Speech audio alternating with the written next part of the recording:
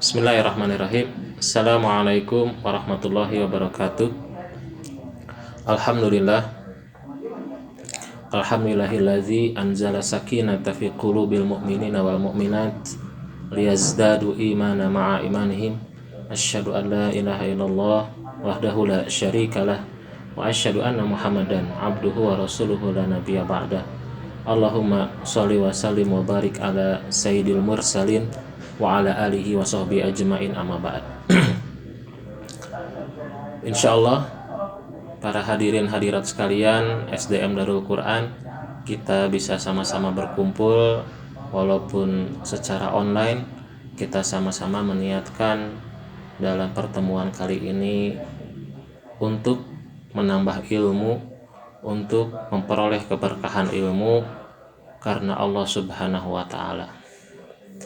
Insyaallah tema taklim kali ini berkaitan dengan ilmu. Sebelum insyaallah mungkin kita akan masuk ke pertemuan-pertemuan selanjutnya secara tersusun, kita akan mengambil dari kitab Riyadhus Shalihin yang dikarang oleh Imam An-Nawawi. Sebelum kita masuk ke pembahasan kitab, alangkah baiknya bila kita berkenalan dengan penyusun kitab agar lebih memperoleh keberkahan dan juga lebih menyemangati kita dalam mencari ilmu. Penulis kitab ini adalah Imam An-Nawawi. Nama lengkap beliau adalah Yahya bin Syaraf bin Hasan bin Husain An-Nawawi Ad-Dimashqi. Beliau memiliki laqab Abu Zakaria. Julukannya adalah Muhyiddin, yang menghidupkan agama. Beliau itu dilahirkan pada tahun 631 Hijriah, lalu meninggal pada tahun 45 tahun setelahnya, 676 Hijriah. Beliau walaupun memiliki umur yang sedikit, tapi luar biasa karya-karyanya. Sebagaimana yang kita baca nanti, yaitu kitab Riyadhus Shalihin. Kitab yang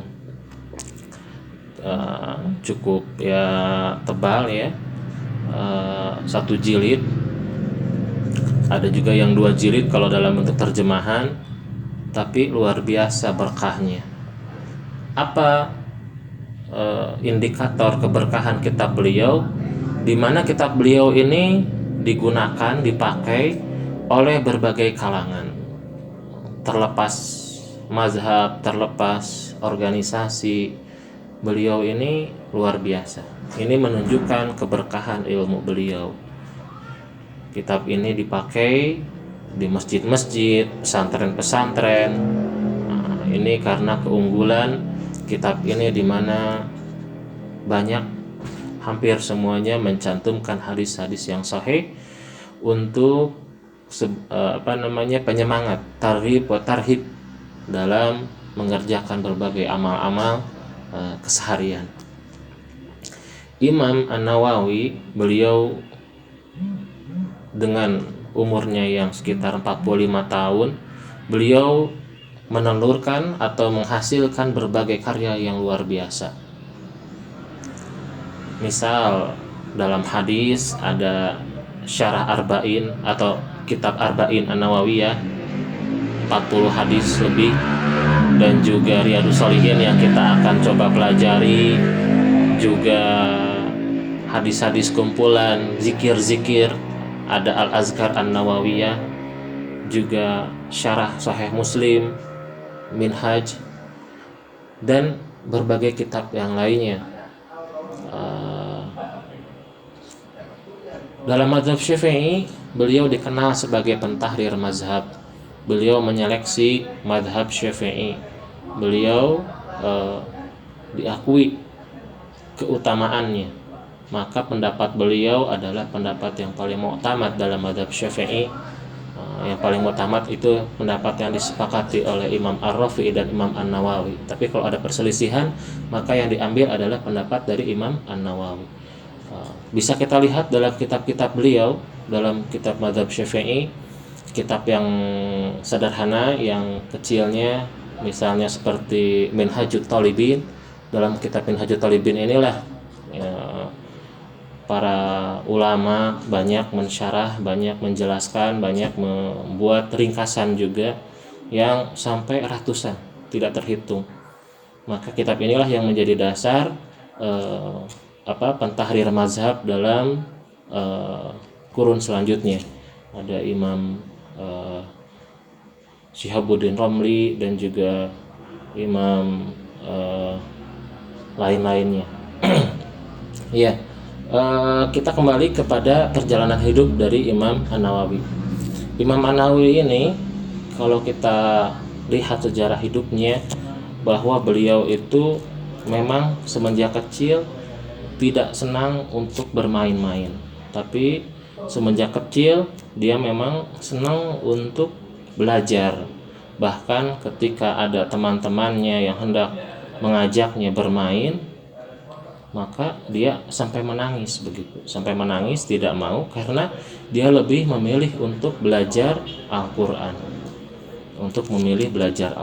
sampai beliau pun belajar, mendapatkan guru yang mungkin merasa takjub begitu atas semangatnya, atas betul-betul girohnya untuk mempelajari Al-Quran. Lalu berkembanglah ya, sampai beliau pun memperoleh berbagai macam guru, mempelajari berbagai macam keilmuan. Salah satu aspek yang luar biasa yang menunjukkan bahwa beliau itu adalah begitu warok, begitu menjaganya diri beliau, sehingga itulah bukan hanya standarnya keilmuan, tapi keberkahan yang beliau harapkan dari belajar itu. Dalam keseharian beliau itu sampai menolak untuk memperoleh gaji dari tempat yang beliau mengajar di sana. Beliau juga amat sangat menjaga ketika memakan makanan. Bila ada hal yang berbau syubhat, maka beliau pun menghindari untuk memakan makanan tersebut.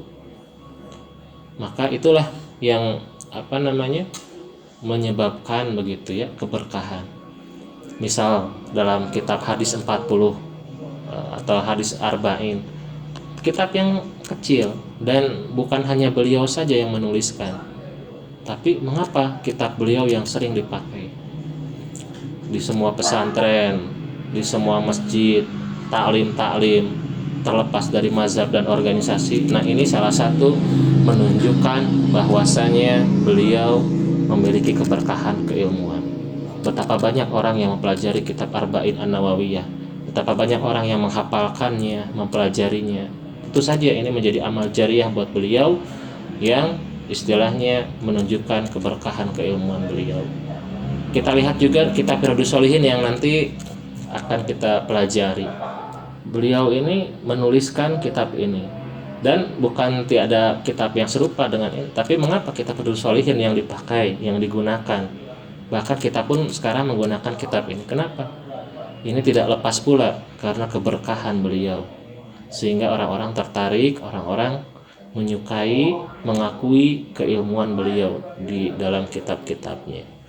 Begitu pula dalam mazhab Syafi'i. Dalam mazhab Syafi'i banyak ulama-ulama yang menghasilkan kitab-kitab, yang menulis kitab-kitab. Tapi mengapa kitab beliau Minhajut Talibin, Rawdatul Talibin yang tebal, Majmu', Syarah Muhadzab, mengapa yang dipakai itu? Karena itu keberkahan beliau. Beliau terpilih menjadi ulama yang paling dianggap, yang paling muktamad pendapatnya dalam mazhab Syafi'i.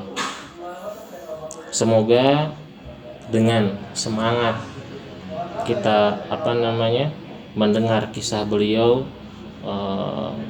dengan umur yang sedikit, dengan waktu yang sedikit hidup di dunia, tapi memiliki keberkahan, menghasilkan berbagai macam karya dan karya tersebut digunakan dipakai oleh orang lain yang merupakan amal jariah yang luar biasa, yang dimana ketika menghasilkan karya ini tidak lepas daripada kesungguhan beliau, usaha beliau, dan juga keikhlasan beliau dalam mempelajari juga mengamalkan ilmu-ilmu agama.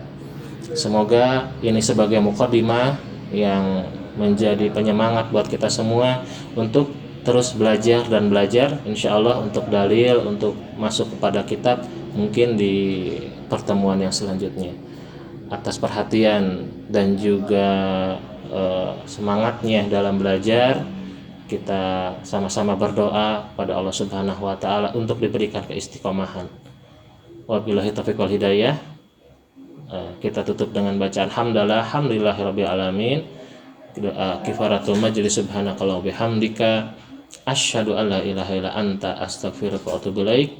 Wa sallallahu ala sayyidina Muhammadin wa ala alihi wa sahbihi ajmain. Assalamualaikum warahmatullahi wabarakatuh.